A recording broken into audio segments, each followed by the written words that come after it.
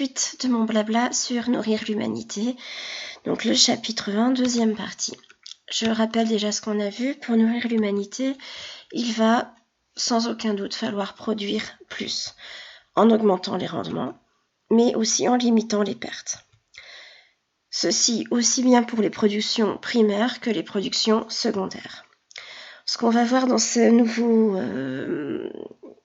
morceau de Grand 3, c'est que l'amélioration des races et des variétés végétales ou animales aura permis elle aussi de travailler sur les rendements.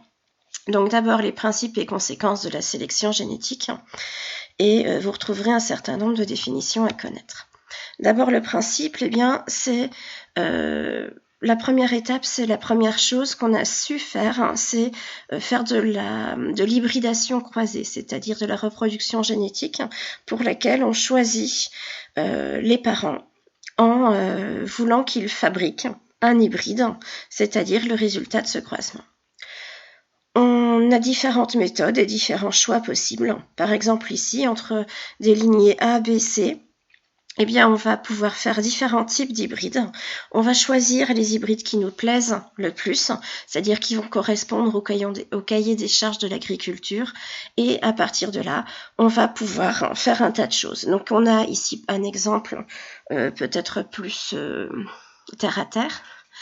Il s'agit de l'amélioration et de la variété des espèces cultivées de pommes de terre qui, pour la plupart d'entre elles, sont obtenues par des croisements, donc des hybridations, qui ont permis d'obtenir de nouvelles variétés.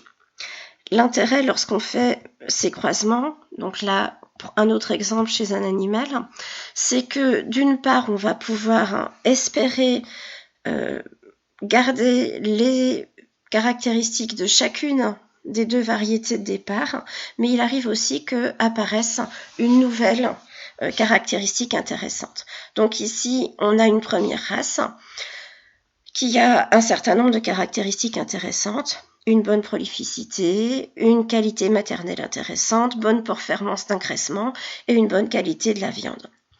La deuxième race, Large White, a une croissance assez exceptionnelle, un bon taux de muscle et une bonne qualité de viande.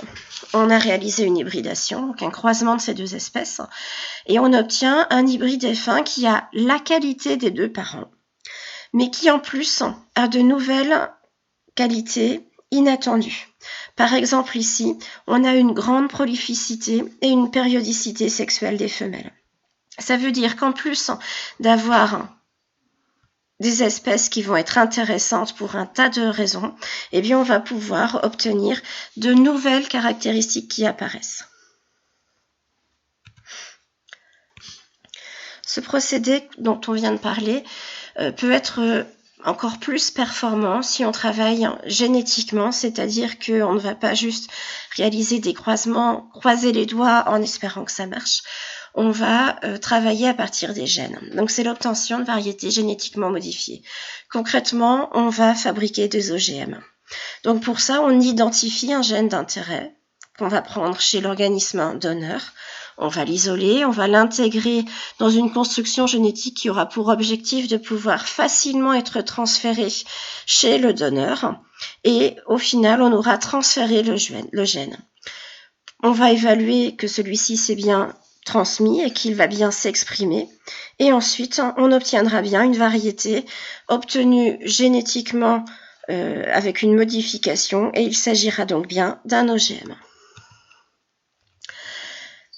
Alors, pour ce qui est le cas des OGM, on le sait, c'est controversé, mais un tas d'autres pratiques peuvent avoir et ont forcément un impact sur l'environnement et sur la santé.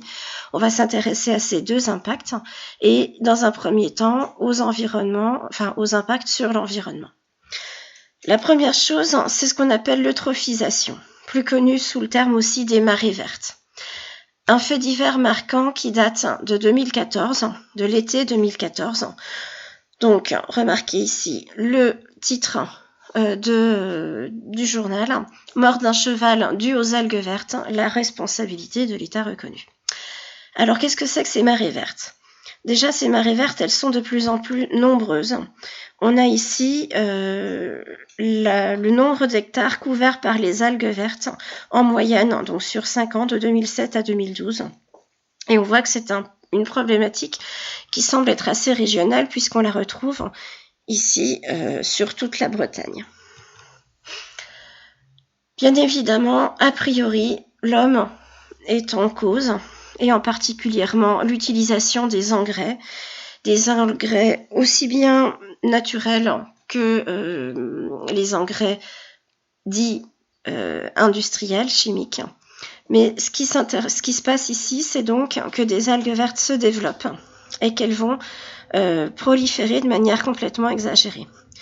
Donc, comme on le disait, bien évidemment, des pratiques culturales mises en cause, des conséquences qui peuvent être importantes sur l'eau de source et les eaux de surface en général, mais donc les eaux utilisées plus ou moins directement pour la captation et être amenées dans les différents foyers.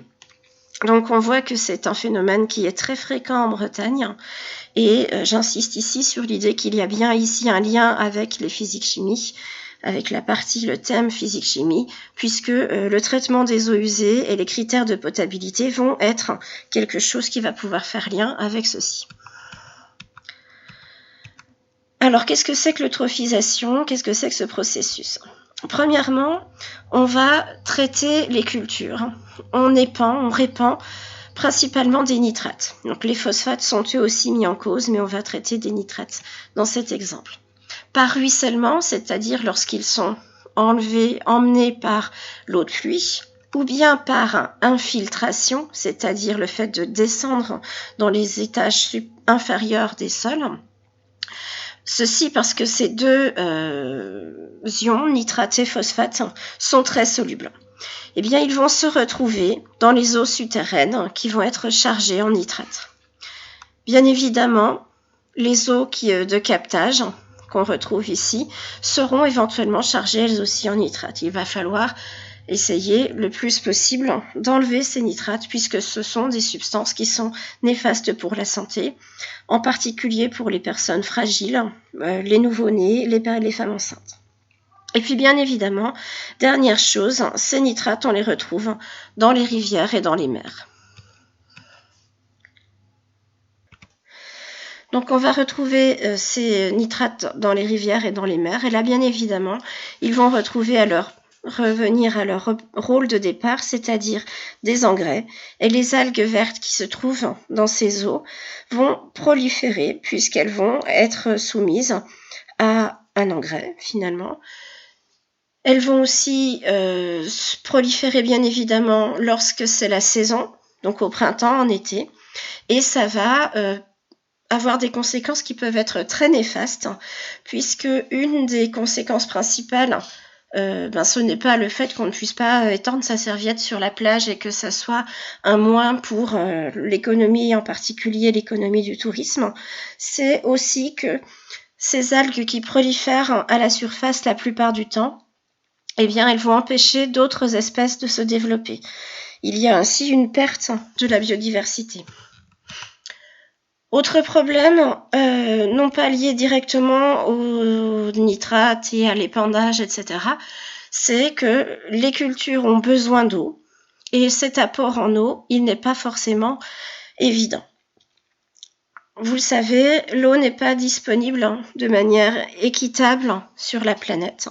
Donc on a ici une carte de la disponibilité de l'eau douce dans le monde et comme vous le savez, certains pays ont un accès à l'eau douce très difficile, donc une culture difficile.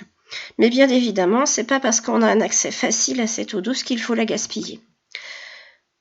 Depuis très longtemps, la première chose qui a été mise en place, qu'on retrouve ici, c'est l'irrigation.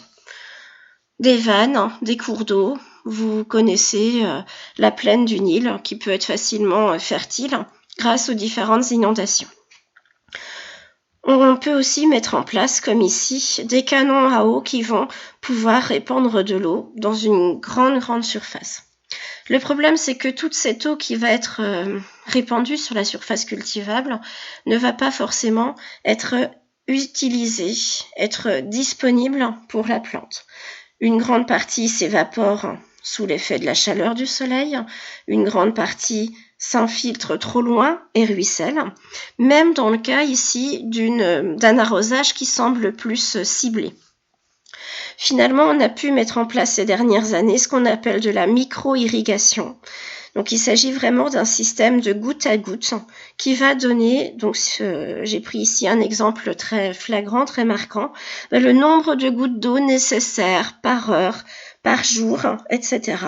à chacune de ces carottes pour qu'elles puissent grandir correctement. Donc il faut faire attention dans les pratiques culturales qui sont choisies en fonction de la disponibilité de l'eau dans la région en question. Alors, impact cette fois-ci des pratiques agricoles sur la santé. On connaît un certain nombre de pesticides et on sait que ces pesticides peuvent être potentiellement dangereux. Et le problème est qu'ils s'accumulent dans la chaîne alimentaire. Donc ici, on a un exemple qui se répand donc d'un polluant qui va se répandre sur toute la partie nord de l'océan Atlantique et océan Arctique, etc. Donc, première chose, on utilise des engrais, des pesticides, et ces produits donc phytosanitaires, de manière générale, vont se retrouver dans l'océan. Dans l'océan, le phytoplancton mange, se nourrissent de l'eau polluée par ce pesticide. Le zooplancton se nourrit du phytoplancton et là encore, on retrouve le pesticide dans l'organisme. Ainsi de suite, on continue la chaîne alimentaire, les poissons microphages mangent le zooplancton, etc. Et ainsi de suite, jusqu'ici au grand cormoran. Et on voit qu'à chaque niveau de cette chaîne trophique, il y a une augmentation de la concentration dans le pesticide, qui est donc ici de la dieldrine. Si on continue plus loin, on va jusqu'à l'ours polaire. On peut même aller jusqu'aux femmes inuites, aux inuits en général, et même jusqu'au lait maternel des femmes inuites qui, on l'a prouvé, contiennent et ont dans leur lait maternel, ces femmes, des pesticides parfois très dangereux qui sont retrouvés dans le lait qui sert à allaiter leurs enfants. Qu'est-ce qui se passe donc ? C'est le problème d'accumulation ou de bioaccumulation dans une chaîne alimentaire. Donc on retrouve ici la chaîne alimentaire, les producteurs primaires, consommateurs primaires, secondaires, tertiaires, etc. Donc cette chaîne alimentaire, si on la renverse, on obtient ceci, c'est-à-dire que on a une très faible concentration du polluant au début, puisqu'il est très disséminé, mais à chaque étage de la chaîne alimentaire, eh bien, on a une augmentation de la concentration, donc de ce qu'on va appeler un polluant organo-persistant, donc POP, polluant organo-persistant. Donc, on a une pyramide des biomasses qu'on a déjà vue, et puis on a la pyramide des concentrations du polluant qui, elle, est inversée par rapport à la pyramide des biomasses. Autre effet sur la santé humaine, ça va être en particulier cette fois-ci sur la reproduction. Donc je l'ai déjà dit tout à l'heure, on peut retrouver des engrais, des nitrates, en particulier dans l'eau et dans l'eau de captage qui va être utilisée pour alimenter les collectivités. Mais on retrouve un certain nombre de pesticides. Ici, les 9 premiers pesticides qui ont été décelés dans de l'eau de captage sont des herbicides et sont potentiellement dangereux. Certains d'entre eux sont classés cancérigènes. Donc un lien si ça vous intéresse pour retrouver une vidéo sur la question très intéressante.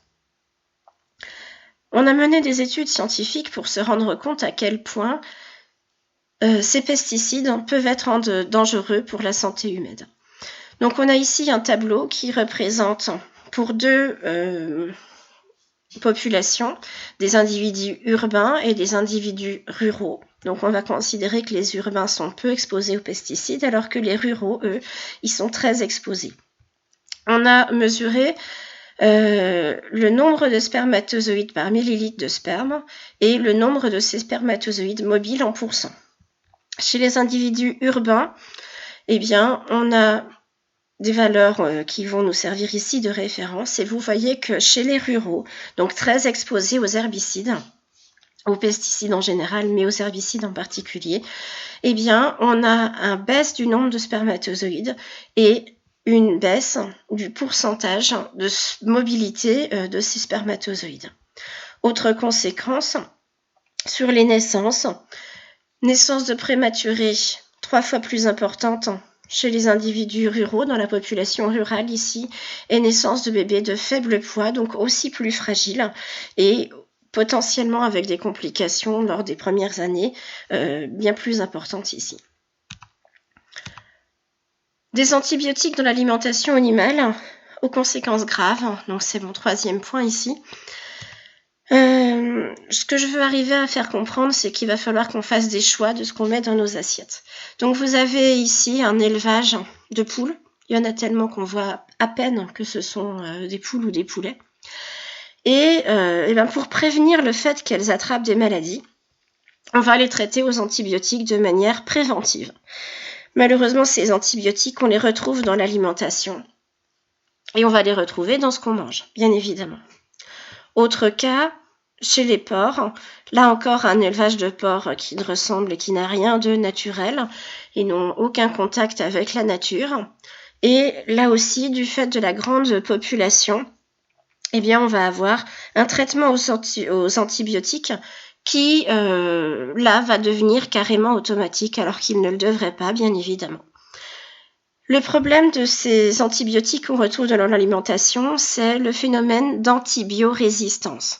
Donc, vous le savez, les antibiotiques sont faits normalement pour traiter des maladies liées à des bactéries.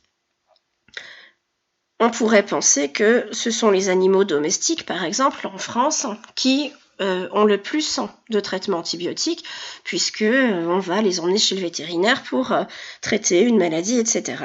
Mais en fait, ce ne sont pas ces animaux qui le sont le plus, ce sont tous les animaux d'élevage, et en particulier ceux qui sont le plus facilement confinés lors de leur élevage.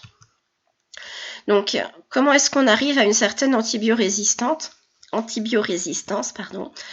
On a un antibiotique qui est mis soit directement dans l'animal, soit dans son alimentation. Et puis dans l'animal, dans le corps de l'animal, comme il y a des antibiotiques, eh bien il va y avoir une sélection des bactéries résistantes. C'est-à-dire que parmi toutes les bactéries auxquelles l'animal va pouvoir être soumis, celles qui vont être tuées vont disparaître. Mais bien évidemment, certaines vont déjouer l'antibiotique et vont résister. Et ces bactéries, on va les retrouver soit dans notre alimentation, soit parce qu'elles vont transmettre leur gène de résistance à d'autres bactéries, elles vont proliférer dans l'environnement, et on va pouvoir, elles peuvent rentrer en contact avec l'homme par contact direct. Au final, on obtient des bactéries résistantes aux antibiotiques, et aux antibiotiques, qu'ils soient pour l'homme ou pour l'animal. Le problème est que ce sont les mêmes molécules. Donc, on voit apparaître de plus en plus des bactéries qui sont résistantes à tout traitement antibiotique et donc une difficulté à traiter les pathologies en France. Alors, les antibiotiques sont utilisés dans la pratique animale, mais pas à égale quantité selon les pays. Donc on se méfie des produits venant d'États-Unis puisque eh bien une grande partie vient, des individus produits engraissés, on va dire, pour l'alimentation, subissent des traitements antibiotiques préventifs.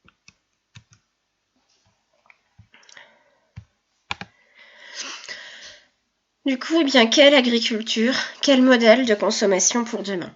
Il n'y a évidemment et heureusement pas que ce modèle de l'agriculture affiné, créé uniquement sur le but des profits, de la production, de la productivité.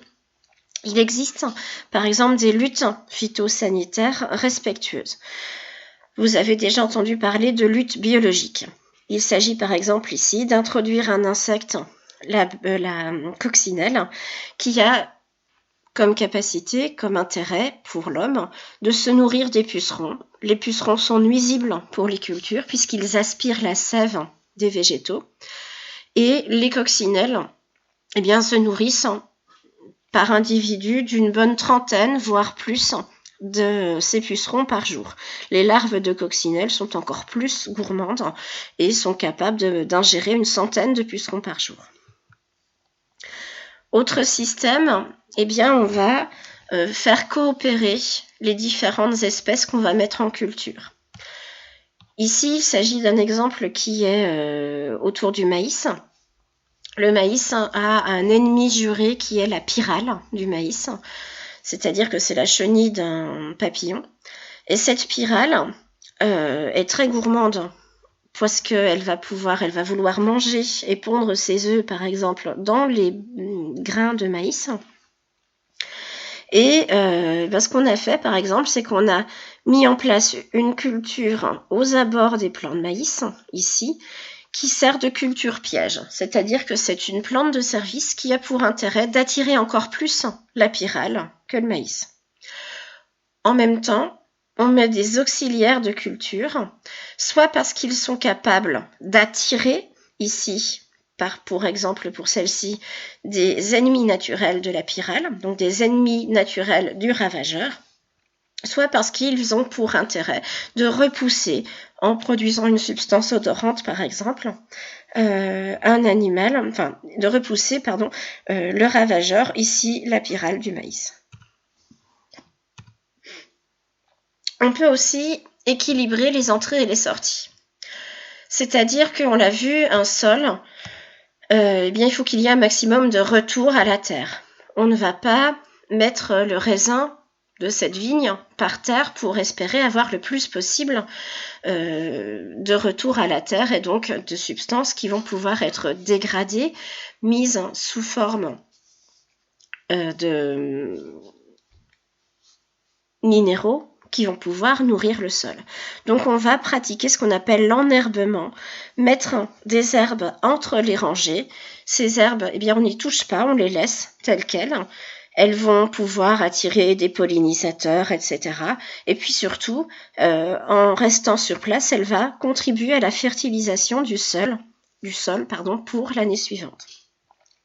On va aussi le plus possible limiter les traitements qu'on va faire sur le sol, limiter le labour, essayer de ne pas récolter tout dans une plante.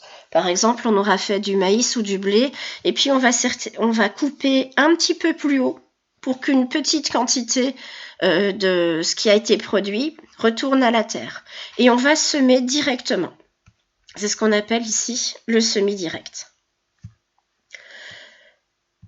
Alors maintenant, dernière chose qui a trait à la responsabilité de chacun.